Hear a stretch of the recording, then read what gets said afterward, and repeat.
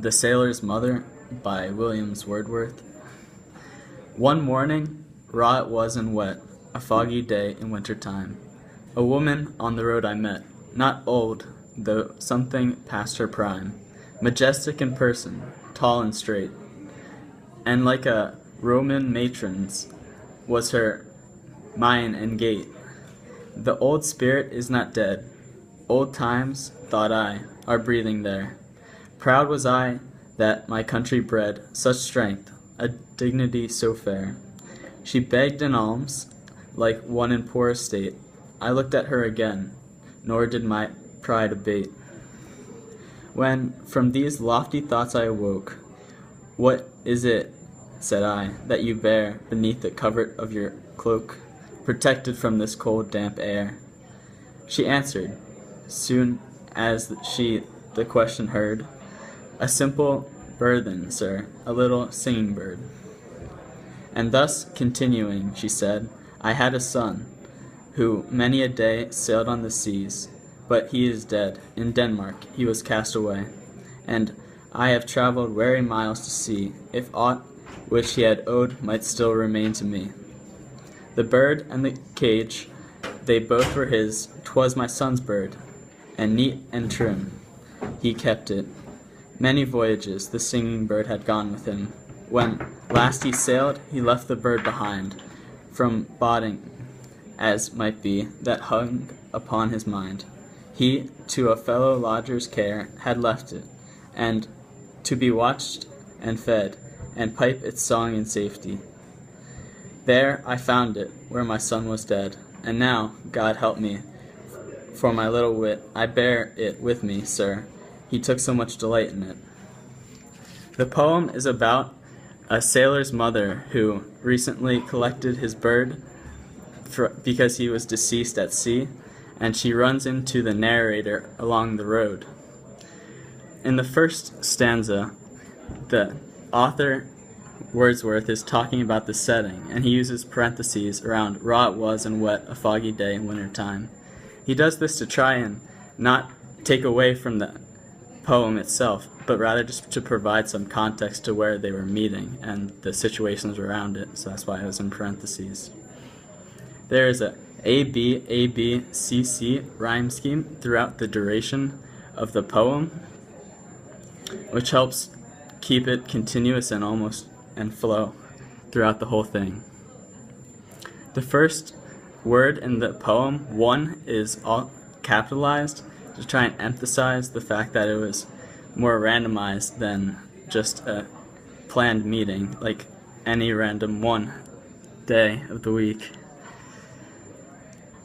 There is visual imagery in the first stanza in lines 4, 5, and 6 when describing the woman he met along the path, and he is describing her as a Roman matron, which is an allusion to beauty and how he thought that she was beautiful.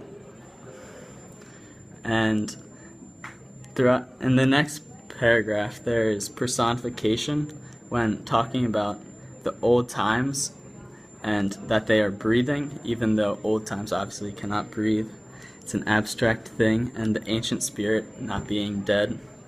He's talking about this because he believes that the woman embodies his country and thinks that her strength, even after her son's death, is appalling, and he is almost envious of it.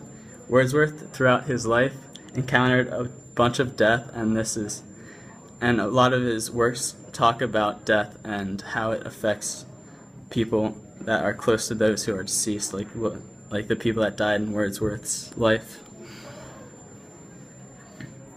There's also personification when he is talking about what his country bred.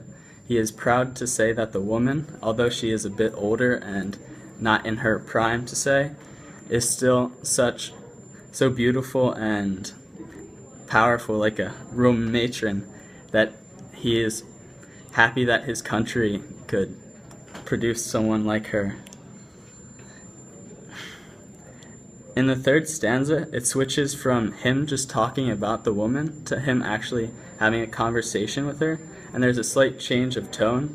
The woman throughout the poem after this is seen as less of a Roman matron and more of an actual person who is just grieving her son's death.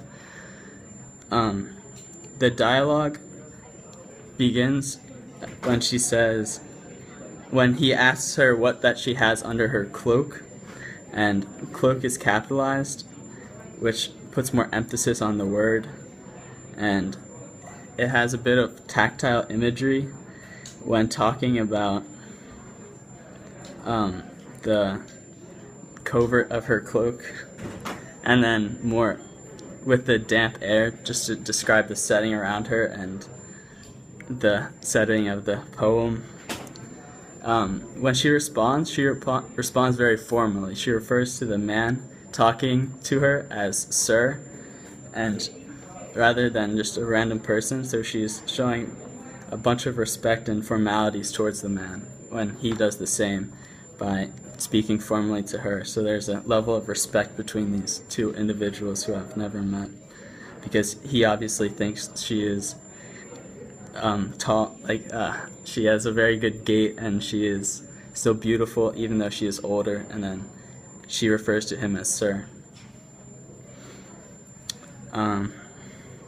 Then in the next paragraph there is a synonym between sea and sea when she is talking about her son being lost at sea after he sailed, and then she is going to travel a while to go see him. This just creates a sense of repetition, although it's not the same word. It's just constantly referring to what happened to her son and the tragedy that occurred. Throughout the poem, the bird in which she is carrying with her, the little singing bird, is repeated many times, and she often only refers to the bird as the singing bird rather than just something else, which shows that she thinks she holds the bird dear to herself, which is seen in the final paragraph when talking about it. She also answers the question of the man quickly, which shows what the significance of the bird to her, even though she's a little embarrassed to have the bird because she answered it quickly. She still has it, which shows that her love for her son, even though he has died, is being carried on through the little singing bird, because he held it so dearly, and now that's pretty much all that's left of him besides the other belongings that she's going to go check on. So you can see her love for her son is being carried on, even though she understands how silly it is to be carrying a little singing bird along with her. In the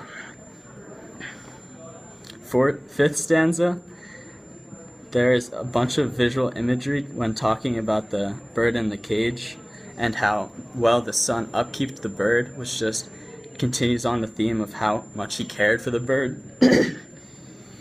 And then that he was so careful to leave the bird behind when he had a bad feeling about the trip, even though he still had to go on it. That he left it with a friend, and that it was very neat and trimmed. Even though he is always out at sea and on voyages and doing work, he still spent the time to upkeep his bird.